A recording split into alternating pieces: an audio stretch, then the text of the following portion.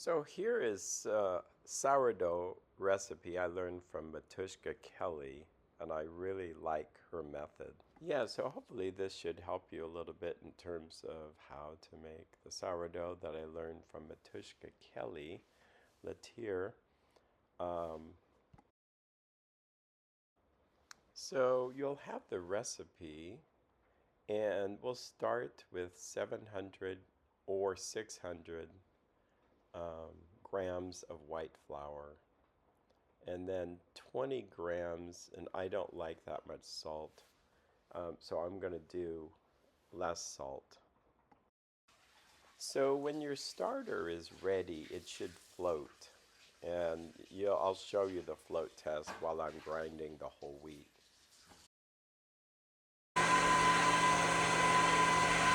What you hear in the background is the whole wheat grinder. This is the float test. This is what helps me know that it would work. Here I have added to the same bowl my whole wheat. It's 300 grams. Those 2 extra grams won't hurt anything. It'll make it just a little bit more robust. Here is the recipe, which I can get to you. But you see 700 grams of flour, of white flour, 300 grams of whole wheat flour. And in reality, I often make it with 600 grams of white flour and 400 grams of wheat. And you adjust the water because I like a little bit more wholesome bread.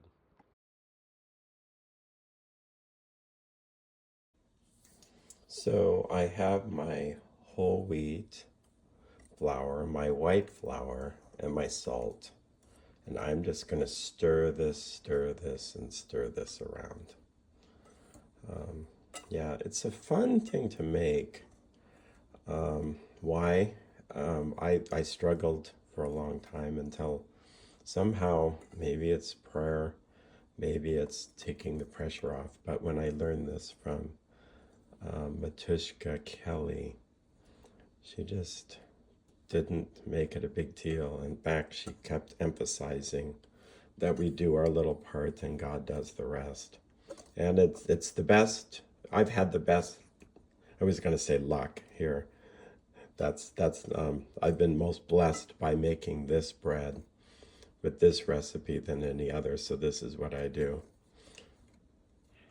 So I'm going to be stirring this probably 2 or 3 more minutes. And what it does, and I mean, I made it without that, and it turned out okay.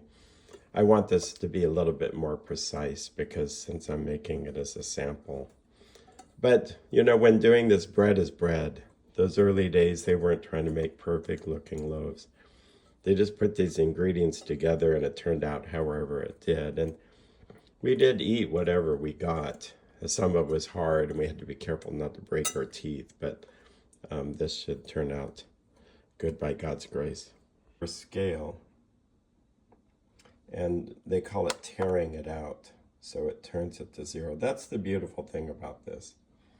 We have our sourdough, and we're going to put 200 grams in there. So in this case, this works out great because this is just what's left. So we have our 200 grams here, and then we have about 700 grams of water, and I put 250 in here just to get a float test. So then I'll add more. And I use purified water through a filter here. But she says she just uses tap. The theory there is that chlorine would affect it. But if you're on well water, you'll be fine. So now I just start stirring it with a spoon.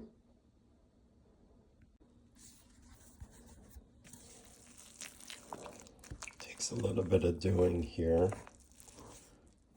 to not get it all over the place. I used to use hands, and there's nothing wrong with that. In fact, I think Korea or not Korea Kelly, but Matushka Kelly used that. Yeah, I'm going to use hands. Yeah, so it's going to look like a shaggy mess, but that's actually kind of how it works. I still have some water reserve, so I just keep on doing it one-handed is kind of funny here, but you'll see that I'll turn it and do this.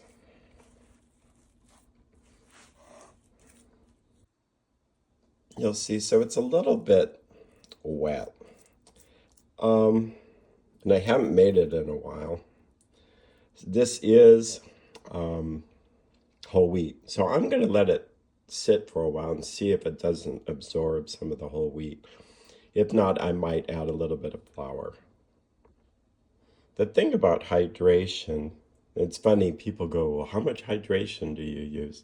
What percentage? And that's a big thing on the internet and stuff.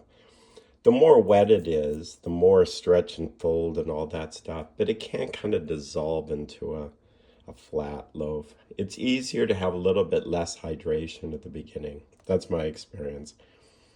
What does more hydration give you? It gives you a loaf that feels kind of like what you would get in a high quality restaurant or a bakery.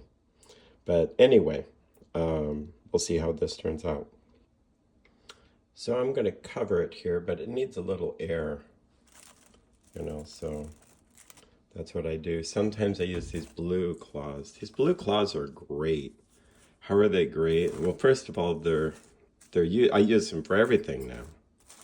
For bread, to wrap bread up. I actually learned this from Matushka Kelly as well. You can buy a bag of 50 of them for, I don't know, they're shop rags. And when I was sick, I used them just to be able to dry my own hands versus contaminate anything. I've wrapped things up, I've cleaned spills, I've dusted with them. We just use them for everything. It's wild. And then if we give something away with something and if people go, well, that's fine. It actually is kind of cool. And I don't, they weren't expensive at all. So I'm going to make some new starter here. So this is what I had left. This is the normal jar I use. And the nice thing about a jar is you can see it double. But every so often I have to clean it out, as you can see why this is nice and clean. And starter is funny, you don't want to get germs in it because otherwise it grows something else. But thankfully, I haven't really had that problem because the acid, that sour smell, kills things, I believe. So anyway, I'm going to make some up and then try to get it out shipped to you. So I've added about a cup of flour. That's the recipe. And I will then add enough water to where it resembles kind of a thick pancake batter. So on a cold day like today, I will turn the oven on just to the lowest setting, stick my hand in, and if it feels like a nice warm day, if it's hotter than like a hot day, that doesn't, I think it kills it, but a nice warm day, like in summer, that's a really good feeling. And then I just stick it in there. It's kind of that's where I'm going to let it sit for hours here. So this is my thick batter. Now I'll say it's just a little bit thicker than I normally would do. And the reason is, in fact, why let it sit? I might just ship this now, but yeah. Because if I put a little water, it's just going to be really runny. That's kind of the thought there. So, anyway. Yeah, so the basic time schedule is at 8 in the morning, I get my starter ready. And then about 2 o'clock, sometimes it's 1, it depends on how warm things are in that day, 1, 2, or 3, I mix the dough. And then I put it in the oven, and it's gonna. Well, I don't put it in the oven always. On a cold winter day like today, I'm gonna stick it in the oven, But then after that, I'm going to, at about 8 o'clock, maybe as early as 7, but I just check it. It just kind of looks ready. It's going to be shaped. And then we put it in the refrigerator, which you'll see. And then at 8 in the morning, we can bake it. Or if I had to run to work early, it gets cooked whenever I did. It's kind of flexible. Once you do this over and over, um, it'll be better. You'll learn that the starter seems to be everything. And for months, I did things with a bad starter. And now that I know to put some effort in the starter and not to just do things if it's not going to work. I mean, it's not worth making something if the starter isn't really ready. And here I made a lot of things that were like hockey pucks. Yeah, so basically, this is kind of a fun part, but you put it on the counter and you go like that, pull it back, and it stretches it into a bowl. And I do this for a while. This is known as shaping the bread, and I'm put it in this thing here, which I will. There you go. And then I'm going to cover that. Here, you can see me do this one. Food scrapers are great, by the way. They help you get stuff off. This bread's going to be pretty good, and the reason is I can tell a lot of bread making, it just, you can tell the first batch really didn't turn out. It's flat, and it was because I forgot about it in the oven. So I left it in the oven without putting it in the refrigerator. So this will go overnight, and then it'll be done. In the morning, I just bake it. So now I put the bread in a floured banneton or another bowl and then put them in the refrigerator overnight. I ziplock them as well as put saran wrap. Otherwise, they dry out and get a crust, which then kind of stops it from expanding.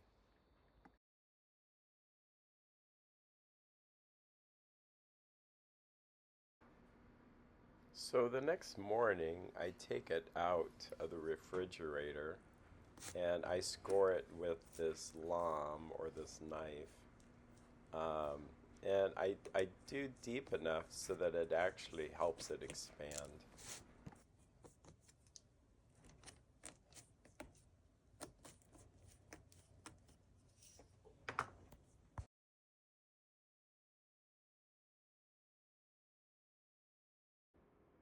You'll see this bread is just covered in flour. And I one time didn't really brush it off and I baked it and then it turned really brown. There was brown flour all over the place and then it really never came off the bread. So I found it useful to have this brush, which actually came with this kit, which came with the lom, and brush it off as much as I can. And then the cutting of,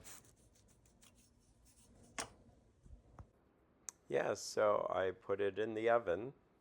I use a kiln shelf, and then I put water underneath, pouring hot water in there in a pan and let it just sit there, and it steams. I bake at 425. Well, it should be 450. So really check your oven to see what the temperature is if you want.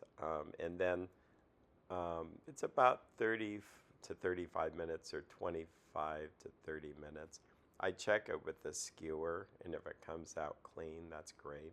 You can feel if it's still doughy in the middle. And then there you have it. Have fun baking.